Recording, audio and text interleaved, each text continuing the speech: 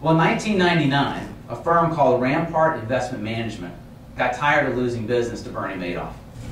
They were a competitor, and Madoff was making a lot of money off their clients and stealing their clients. And a principal came back from a meeting where a client said, "Why can't you be more like Bernie Madoff?"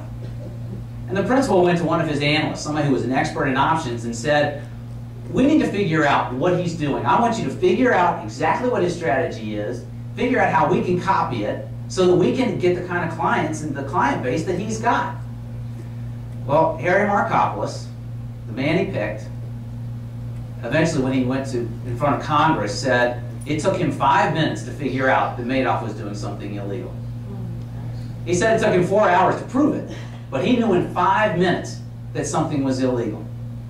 And over the next several years, he sent 5 different reports to the SEC detailing why he was suspicious and what they could do to figure it out. And looking over that material, I will tell you it is astonishing that the SEC could have all this evidence and not catch Madoff. Unbelievable. Here are some that what Markopoulos said, here are the red flags, the things that he made him most suspicious, and I'll go through some of these with you. One, the fees. Madoff didn't charge fees. He charged a commission still for the trading, but hedge funds charge typically 1% of your assets plus 20% of any profit you make. If he were so successful, he could have been making hundreds and hundreds of millions of dollars, but he didn't. That was suspicious. The feeder funds, they weren't allowed to tell their investors that their money was going to Bernie Madoff, because Madoff wanted to keep things as quiet as he could, because the bigger you get, the more people ask questions. 3, he paid these enormous fees to the people who were bringing him money. He could have gone to a bank. He could have gone to Goldman Sachs or UBS and said, "Let me borrow some money," because that's what most hedge funds do. "Let me borrow some money." He could have had the same size business and paid far less in fees and kept much more for himself. Again, why is he giving away fees unless he's doing something sneaky? 4, the strategy, as I've discussed, it only works if you're a really good stock picker. Okay? It wasn't a foolproof plan. You had to be able to pick the stocks that went up even when the market was going down, which means that Madoff would have to be a far better investor than Warren Buffett even to have been as successful as he had been. 5, and this goes back to the Ponzi scheme. The options market, I told you he was buying and selling puts and calls. These are options. The options markets were not big enough to handle the size of the volume that he would have been doing, that he would have been trading. He had a $50 billion operation. The options market couldn't even take a third of all that. If he did every trade on the exchange, those options markets weren't big enough to handle what he was doing. And again, remember, that's how Clarence Barron figured out that Ponzi was a Ponzi scheme. Number 6, looking at the monthly returns, over 14.5 years, Madoff had 7 down months. 7 out of 14.5 years. And none of those months did he lose more than 1%. Number 7, he wouldn't allow outside auditors. He wouldn't allow anyone else to come in to look at what he was doing.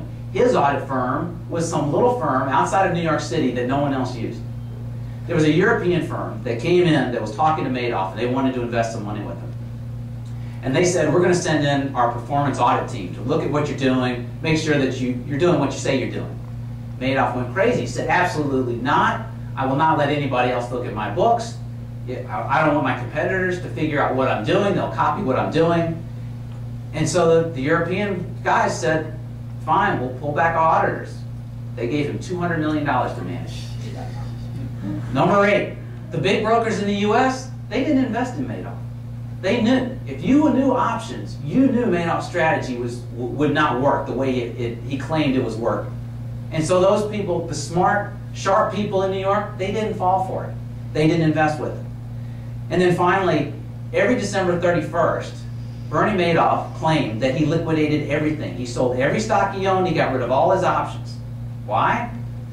Well, he said it was for strategic reasons. But December 31st is the day that you have to report all of your holdings to the SEC. If you don't have any holdings, you don't want to show you. You have to say, "Well, I don't have any holdings." You have to tell people you're going to cash, so there's nothing for you to report. In this document, that Markopoulos wrote for the SEC, he gave them a very simple roadmap to bust it, to show that it was a fraud. He said to the SEC, go to Madoff, ask him for his 20 biggest trades in the last year. And this is the SEC, they could subpoena this information.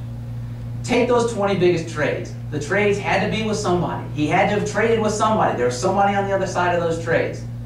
Find out who it was, go to those firms, and ask them, here's a trade. Did you do it? Did you do this trade with Madoff Securities? If you take that trade, here's a trade with Goldman Sachs. Goldman Sachs, did you make this trade with Bernie Madoff on this particular date? It would have taken about 10 seconds for Goldman Sachs to say, nope, never made that trade. Likewise, the SEC could have gone in and said, tell us what you own right now. What stocks do you own? And there's a government agency called the DTC. It's a central clearinghouse that keeps track of who owns what in this country. If you trade through the U.S. exchanges, they know who owns what. And they could have taken this list of stocks that Madoff owned and gone to the DTC and said, Bernie Madoff owns 2 million shares of McDonald's. Is that what you have? Again, in about 10 seconds, the DTC would have said, nope, no record of that. So what happened at the SEC? Why did they miss it? Well, one, they did have this relationship with Madoff. He had broken the monopoly. He had gotten them, he had helped develop NASDAQ. He had helped the SEC in some other ways along the way. And so the SEC, they liked him. They didn't want to bust him. They didn't want to go against him. But another problem is that the SEC is teamed, it still is, with lawyers. They're not financial people, they're lawyers. And the lawyers, they know the law, and they know the boxes that have to be checked when they do an investigation. Well, Madoff knew what the boxes were too. He knew what to do. If they had an options expert in there, they could have looked at this and an options expert would have said, there is no way he's made these kinds of returns. But they didn't have anybody like that. And the SEC was pretty dysfunctional. They had, at one time, they had 2 different offices investigating Bernie Madoff. The 2 offices didn't even know the other one was involved. Not only that, when Markopoulos first went to the SEC about his concerns, he went to the Boston office of the SEC. And the Boston office said, well, it's not our jurisdiction, we'll pass it on to the New York office. And then the SEC guy said, but I have to tell you, the folks in New York don't like getting tips from Boston. So the SEC totally missed it all. In 2008, the markets fell apart, and it wasn't just the stock market. Liquidity in the market totally dried up. People who thought they had money in simple money market funds found out that they were in auction rate securities and they couldn't get to their cash. There was trouble throughout. Again, it wasn't just the stock market. But so for some investors, the one thing that had held up in this terrible environment was their investment with Bernie Madoff. And they couldn't get cash anywhere else. And so they went to Madoff and they said, hey, I know you're doing great. We need the money. And he got $12 billion of redemptions in 2008, $6 billion in the 3 months right before he confessed. He didn't have that money. The money wasn't there. And so on December 10th, 2008, he called his sons into his office and he said, it's all a lie. The business isn't real. And the sons went to the FBI and they said, this is what Dad told us. And the FBI went to Bernie Madoff's apartment the next morning and they said, there's some innocent explanation for all this. And he said, no, I'm going to jail. He eventually provided no help to the government. He didn't give up any other names. He said he acted alone. He didn't really explain where the money had gone or who else was involved. And because of that, and because of the nature of the crime, the judge gave him the maximum sentence that he could of 150 years. And so Bernie Madoff is now going to spend the rest of his life in jail.